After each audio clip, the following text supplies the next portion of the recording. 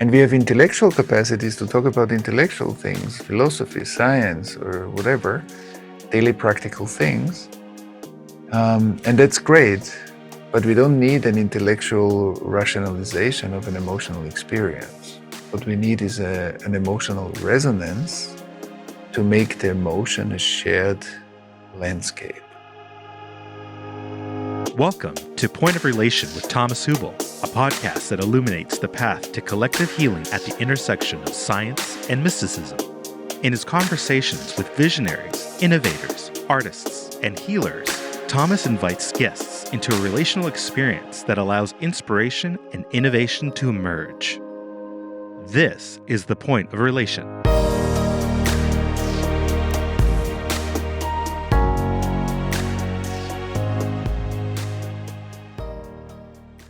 Hello and welcome.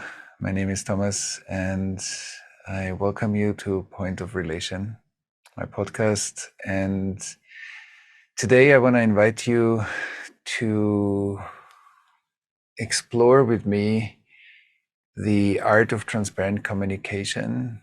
It's a deep practice that I'm teaching over 20 years all around the world.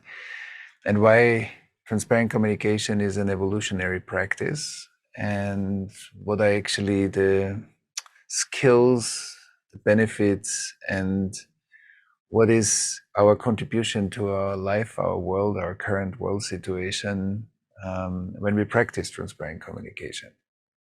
And first to say that transparent communication is sometimes a bit misunderstood, because it means like, oh, I'm sharing everything transparently that's happening with me.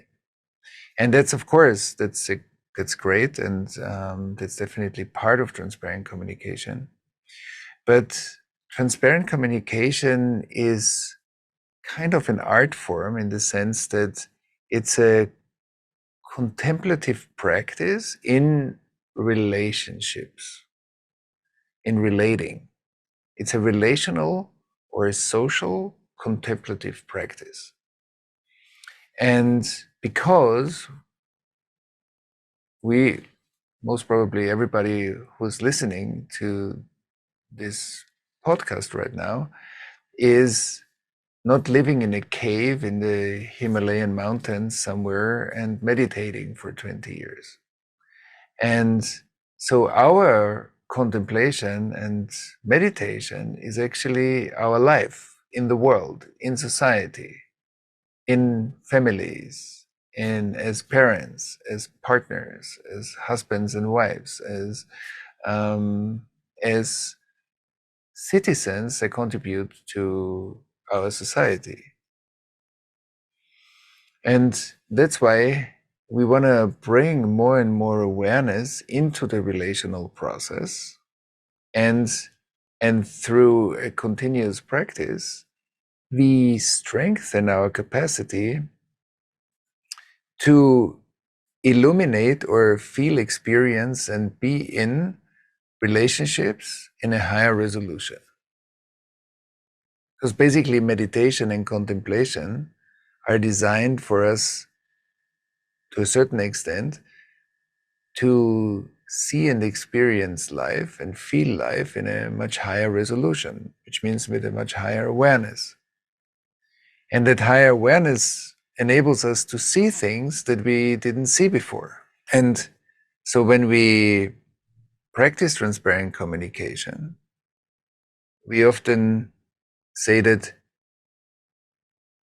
sometimes expression and bringing myself into a conversation means that I know what I want to say, or I'm expressing myself. But transparent communication says, well, that's great. Plus, an awareness of myself, an awareness of the space in between us, and an awareness of what the person that I'm talking to, I'm in relation with, the group, the team, the group of friends that I'm with, is actually in my awareness as well. So then communication is not just about what I want to say or what I want to express, it's also what you're hearing.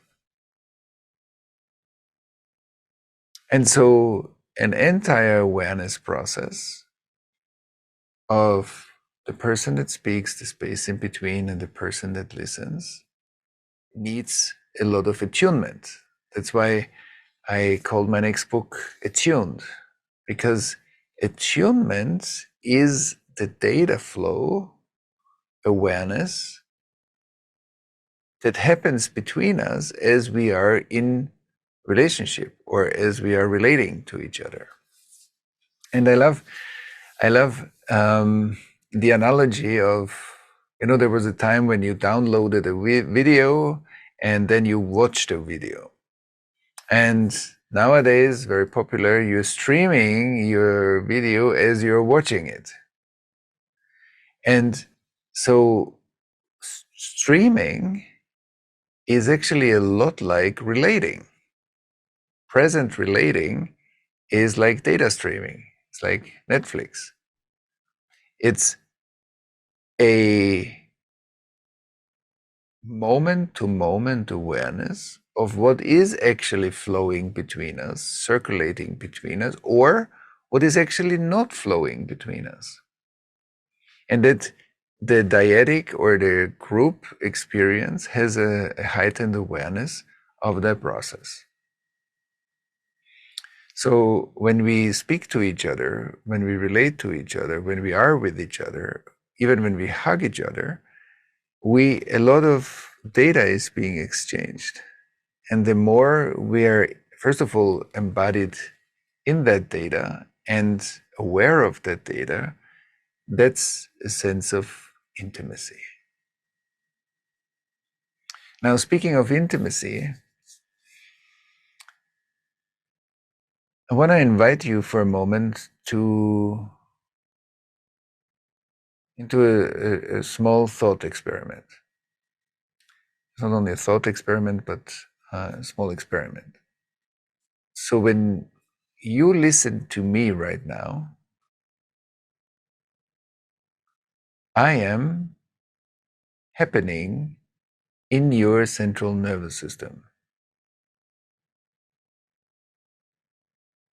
I'm intra-existing. I exist in your central nervous system because that's where you hear me. That's where I exist when you hear my words, when you feel what comes with my words, and when you relate to what I'm saying.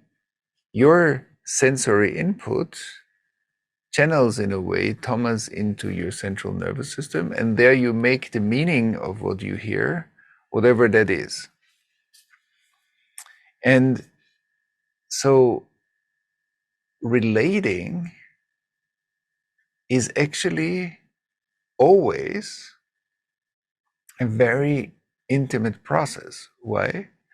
Because we intra-exist in each other. In the moment, not only then, but let's keep it there for now.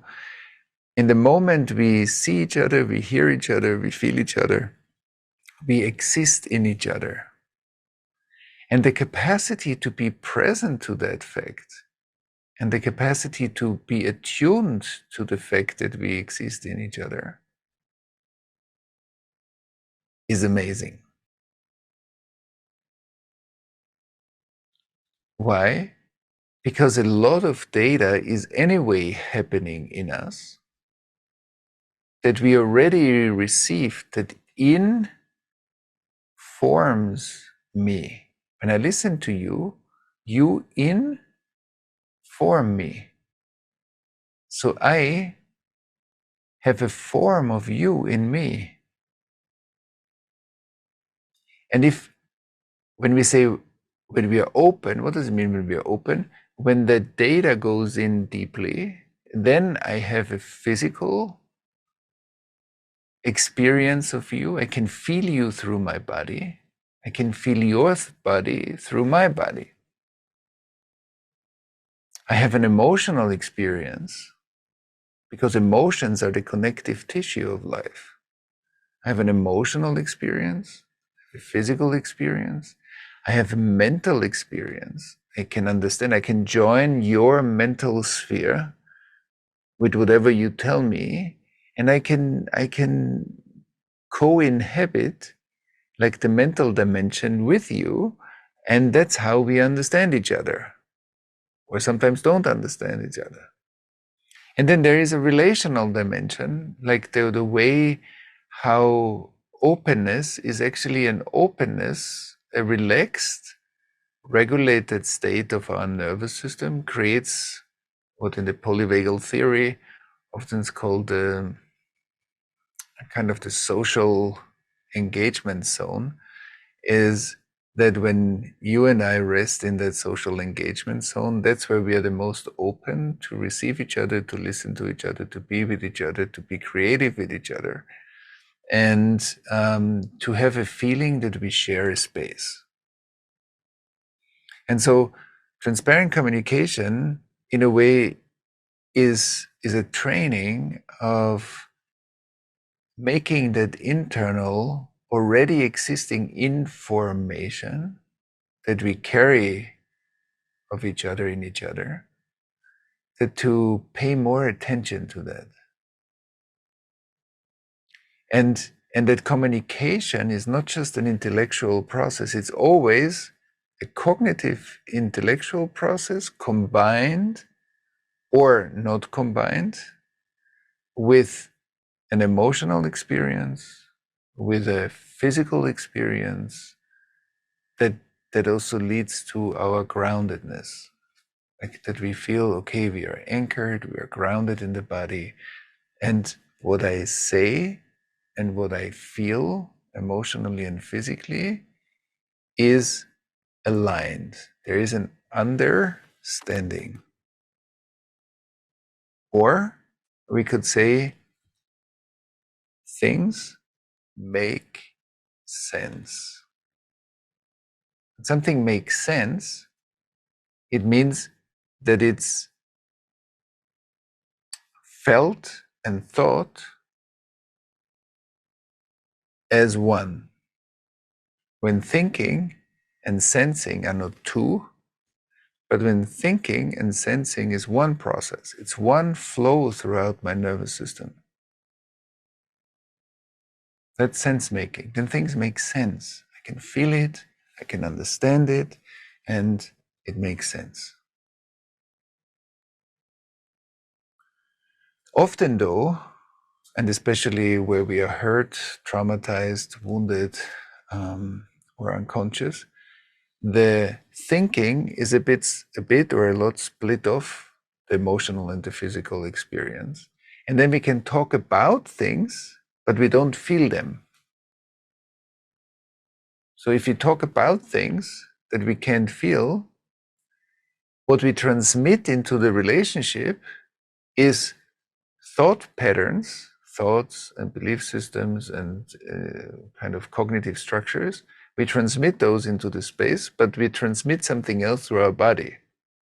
So suddenly there are two or more information streams. Instead of a coherent sense making that I transmit into the space, I transmit a fragmentation into the space, a two-ness or three-ness or more.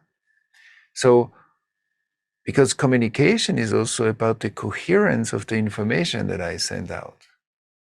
Sense making is not talking about, sense making is talking from. So when it's, and that's also how we know that if something is authentic. Authentic means I can feel you in what you're sharing or what you're saying. Sometimes people say a lot, but we can't feel them in what they're saying. So that the data flow in the body and the emotional data flow and the cognitive and maybe also the spiritual data flow are not combined. Which is okay, because that's what happens when we are hurt or traumatized, but it's an important information because it informs me already with an unconscious split in the information. When I'm very present and aware of it, then I notice that. And then it's actually an important information for me. If I don't notice that split in what a person radiates to me, then I will feel a bit uncomfortable. I maybe get a bit triggered. I don't fully understand what the person is saying. And then there is already a little bit of an agitation, or sometimes a lot of agitation, in the relational space that has a much higher probability of some kind of either escalation, reactivity, misunderstanding, not speaking the same language, drifting apart, and in the higher versions of escalations, also conflicts. But we see that these conflicts are often based on a non-coherent inner information exchange. That what the person says and intellectually understands is not what's embodied as a life. And so transparent communication as an art form is in a way looking at that deeply and making that more transparent, and transparent in the sense of we refine our sensing, we refine our awareness, that these small little details, sometimes they are very obvious, of course, but sometimes they are not that obvious. They're a bit more subtle, but they are still happening. Even if they are subtle and we don't recognize it immediately, it's happening. And as I said, I want to make sure to restate that the fact that we have this kind of inner fragmentations is always based on traumatizations, childhood traumatizations, other adverse experiences we had, or that our ancestors had. And we grew up in a family system that had a lot of fragmented messaging going on. And so that became the normal ecosystem that I know. It seems like normal that that's the way it is. Until I find out, wait a moment, that's not just normal. That's what happens when we live in a world that is partly hurt. So instead of calling it normal, maybe we call it, there are some moments when the hurt of life speaks through fragmented messaging. And I think a representation of fragmented messaging is, even if we need to talk more, maybe in a later series, about fake news, but the fact that fake news exists is the collective aspect of what I shared right now. But we will park this for a moment and we will come back to that in another episode. Today I would love to stay a bit more with the art form of transparent communication.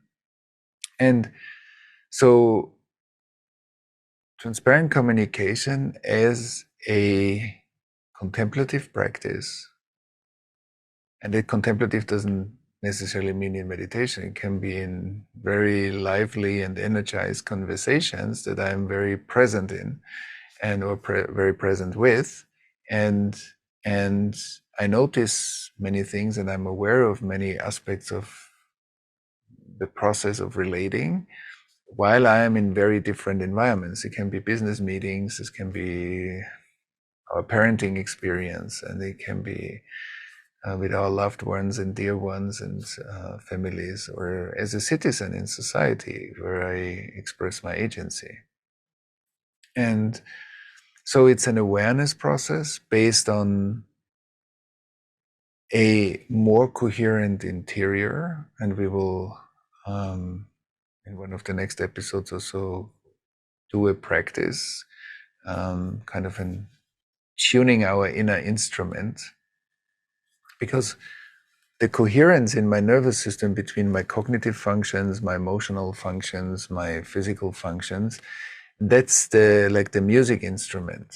That's how I resonate with you, or you resonate or you don't resonate with me. And that principle of resonance is like music. And I think a lot of in human relationships is based on music.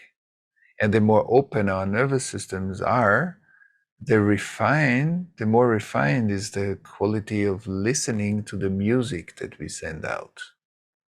And of course, for everybody that works in the therapeutic profession, the coaching profession, the consulting and teaching and mediating and many more professions that are based on constant interactions between human beings, attunement and being attuned, and in that sense also transparent communication is an amazing tool, because we constantly refine our capacity to notice many, many details in the data flow that are very important because they inform us, which means it creates a form. And if that form is unconscious, so there are unconscious forms in our life that we often don't understand, but they are.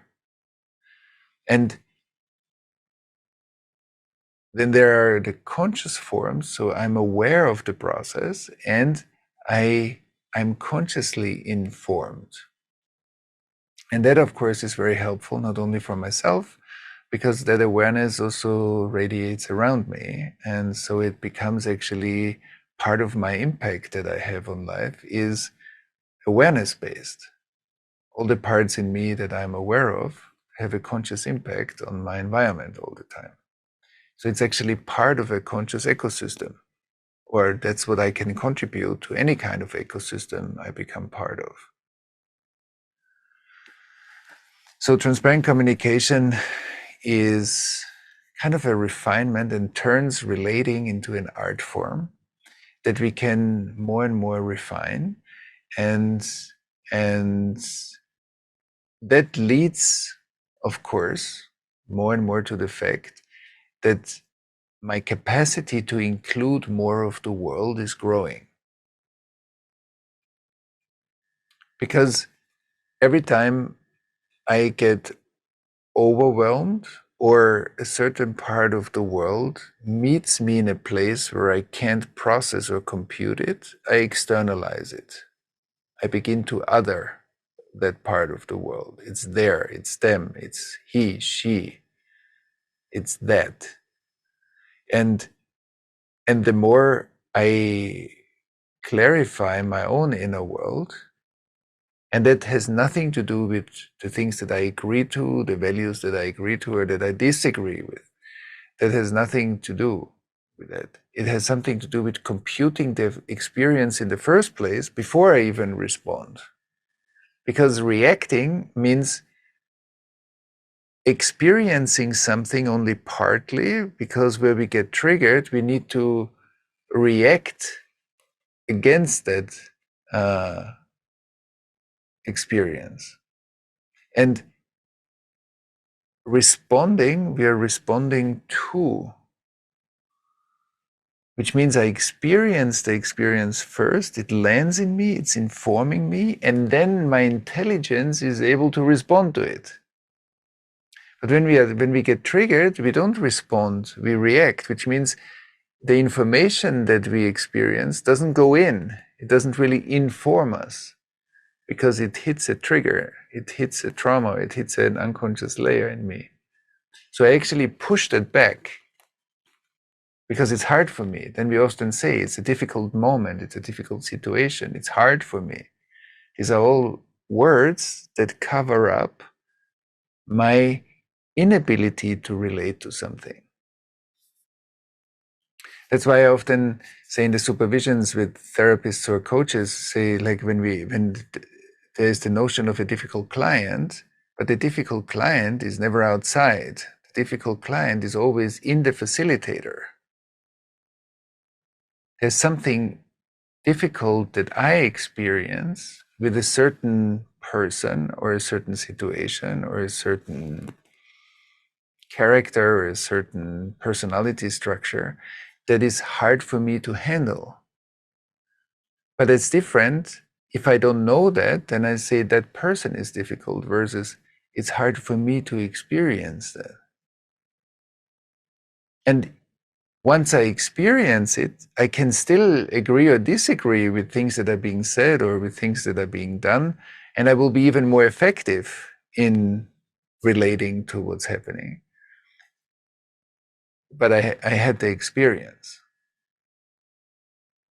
So transparent communication is also teaching us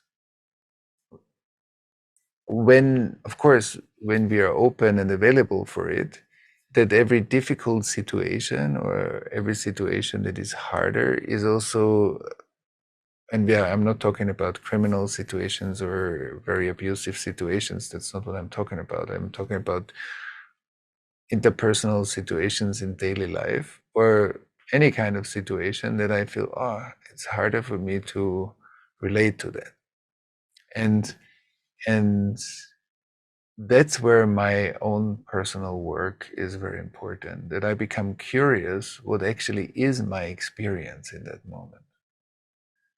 And what actually is my experience is it has a physical dimension. Sometimes I feel tight, sometimes I feel open, sometimes I feel I'm harder, and I am very stressed, or I feel a bit numb and frozen physically, or I feel numb and frozen emotionally, or I have a whole range of emotional experiences.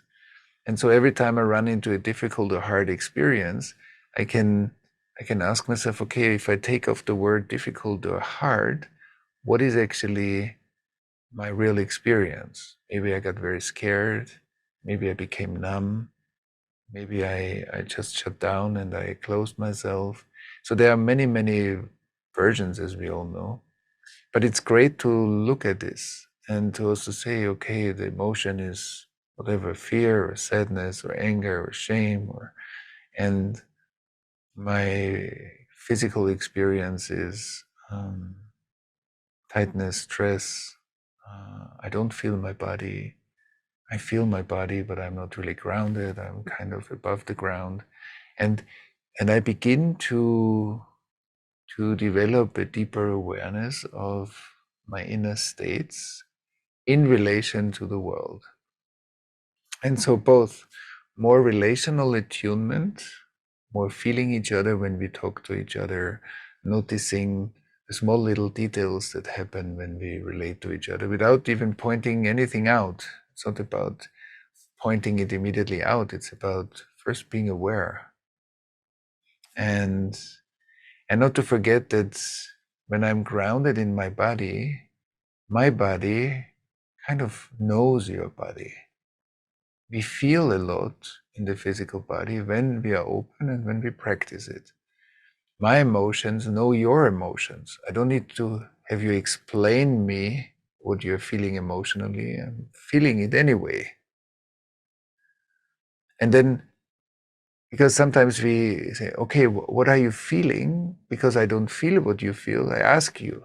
It looks like we need an intellectual translator to speak the emotional language.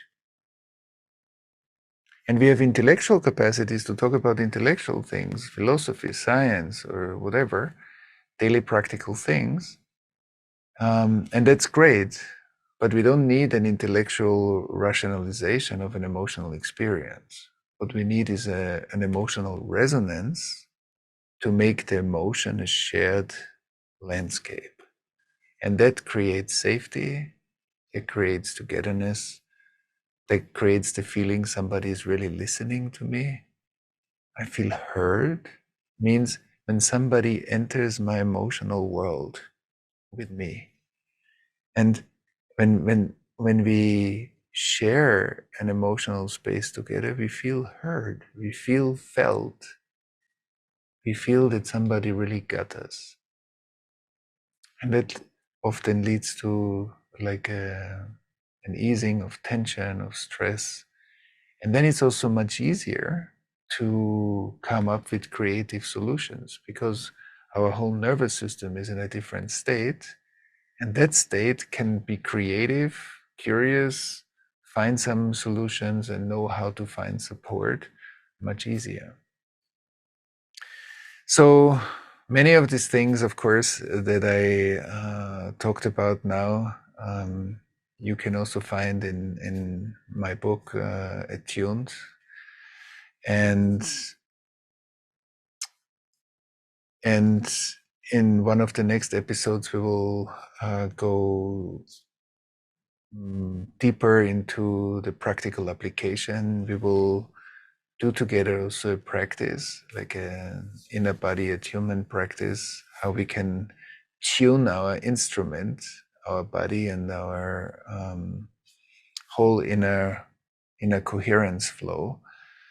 And so I invite you to stay tuned and to enjoy the flow of information of today's session. It's also about our relation. That's why the podcast is called Point of Relation. There's a point that we meet. When we meet really and we engage in something, we are creating a world together. And so maybe to let the information you listen to sink in a bit, see how it's relating to your life, which kind of aspects you notice in your life, of course, as well. And again, the encouragement that practicing relational presence and awareness and tuning in with each other, feeling each other while we talk to each other, is actually a tremendously beautiful practice. It's not always easy, because we're also meeting our own inner wounds and absences and reactivities, but it's definitely a very expanding practice that deepens something that's very fundamental for life, and that's human relationships, or relationships to all life. Basically, it's not only human relationships, it's to the entire universe, because we exist only as relational beings. So thank you very much, and I invite you to stay tuned. Thanks for listening to Point of Relation with Thomas Hübl. Stay connected and get updates about new episodes by visiting our website, pointofrelationpodcast.com, and by subscribing to the Thomas Hübl YouTube channel. If you enjoyed this video, please like it and share about us with your community on social media. Thank you. We appreciate your support.